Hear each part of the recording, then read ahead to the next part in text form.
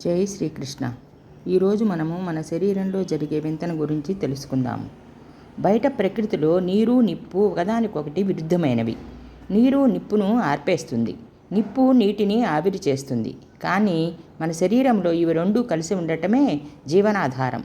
దీనిని శాస్త్రీయంగా మరియు ఆధ్యాత్మికంగా ఇలా అర్థం చేసుకోవచ్చు. మన శరీరంలో నిప్పు అంటే ప్రధానంగా జఠరాగ్ని. మనం తిన్న ఆహారాన్ని శక్తిగా మార్చడానికి మన కడుపులో ఉండే ఆమ్లాలు మరియు ఎంజైమ్లు ఒక రకమైన వేడిని పుట్టిస్తాయి. ఈ వేడి వల్లే ఆహారం అరిగి మనకు బలం వస్తుంది. శరీరము ఎప్పుడూ 37 డిగ్రీల సెంటీగ్రేడ్ వద్ద వెచ్చగా ఉండటానికి ఈ అగ్నితత్వమే కారణము. మరియు మన శరీరంలో దాదాపు 60 నుంచి 70% వరకు నీరే ఉంటుంది. రక్త ప్రసరణ, కణాల నిర్మాణము మరియు వ్యర్థాలను బయటకు పంపడానికి నీరు అత్యవసరం. మరి ఈ రెండు ఎలా కలిసి ఉంటున్నాయి? మన శరీరము ఒక అద్భుతమైన యంత్రం.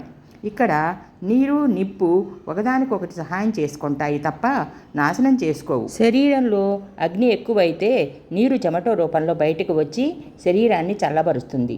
దీన్నే థర్మోరెగ్యులేషన్ అంటారు. అగ్ని శక్తిని పుట్టిస్తే నీరు ఆ శక్తిని శరీరం నలుమూలలకు మోసుకెళ్తుంది.